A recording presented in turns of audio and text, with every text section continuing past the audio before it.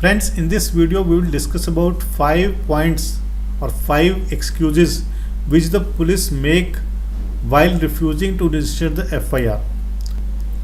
Hello friends, welcome to Legal Gurukul. Friends, whenever an incident or crime happens, then the complainant or the victim wants that the police should come into the picture. He goes with the complaint to register an FIR. He wants justice, but the police makes excuses and denies to register the FIR. There are many reasons which a police makes to the complainant that they cannot register the FIR. What are those reasons? Are they valid reasons? Is there any reason valid that FIR cannot be registered for a cognizable offence? So in this video we will discuss about 5 major reasons which a police official will tell a complainant that his FIR cannot be registered. So one by one we will discuss all these reasons and see what the complainant can do if the police quotes that reason to the complainant. So let's start the video without any delay. Friends, in case you liked the video and you have gained legal knowledge from this, then kindly subscribe the channel and hit the bell icon. In case you have any legal query, you can send me through email or in the comment section. I will try to reply the same as soon as possible.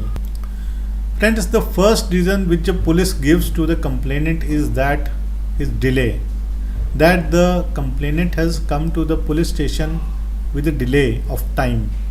That delay can be of few hours or few days or few weeks also.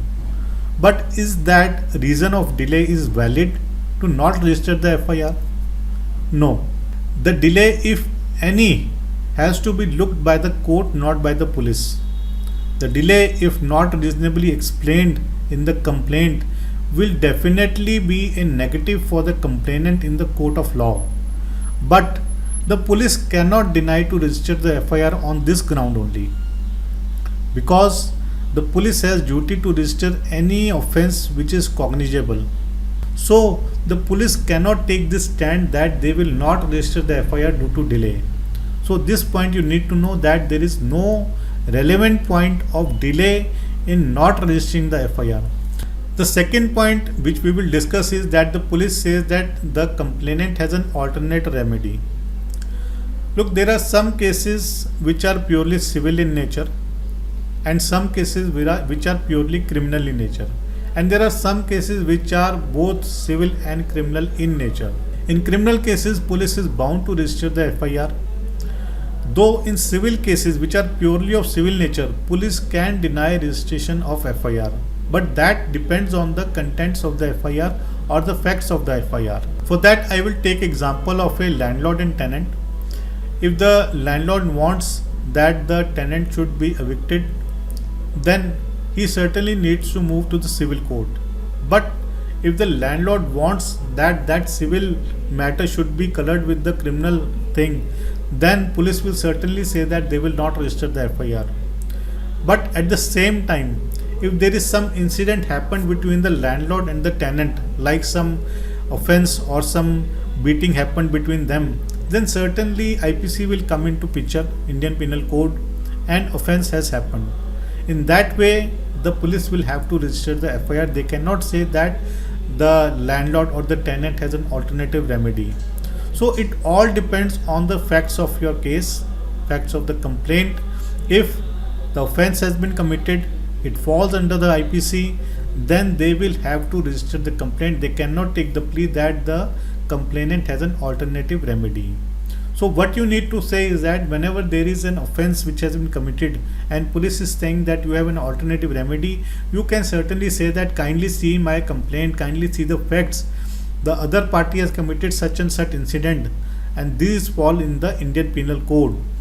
I will take the remedy, civil remedy, whatever I can do, but kindly register my FIR also because it has contents which prove that offense has been committed. Now coming to the third point, the police will refuse to register the FIR on the ground that the complainant don't have any proof. Whenever the complainant goes to the police station with the complaint, firstly remember that if you have any kind of proof, either documentary or any witness or any audio video recordings, you should take it along with you while going to the police station and hand it over to the police officials while giving your complaint, so that the police can take those evidences into consideration and register the FIR immediately. But when you don't have any proof, then what you need to say? You need to tell the police that you have given your complaint in writing, signed by you, containing all the facts of the incident crime happened against you. Then the only thing that you need to tell is that it is duty of the police to investigate the crime and collect the evidences, whether it is documentary evidence or witnesses. So it is not exactly your duty to collect the evidences, it is duty of the police to collect the evidences, collect the proof. So on that ground, police cannot deny registering your FIR. Now the fourth point is that the police will ask the complainant to write the complaint in the police station itself. Normally what happens that whenever a crime is committed, the complainant or the victim consults his lawyer, and the lawyer helps the victim in drafting his complaint. So the complainant goes with their drafted complaint to the police station, and at that point of time the police refuses to register the FIR on the basis of that pre-drafted complaint.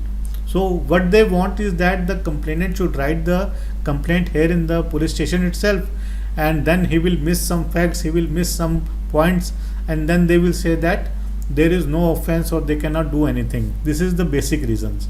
So on this point also you need to know that it is not compulsory to write the complaint in the police station itself. You can write the complaint at your home also.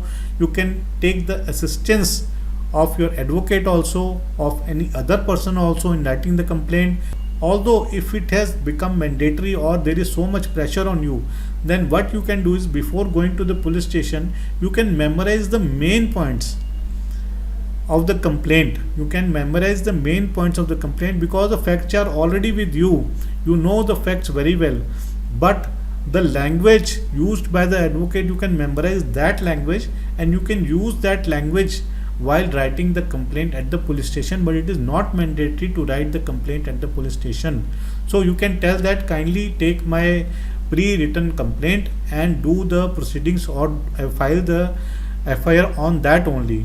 Now the fifth point is that whenever you give the complaint to the police officials for registration of the FIR, you need to take acknowledgement or the receipt. This is a very important step which is missed by many of the people.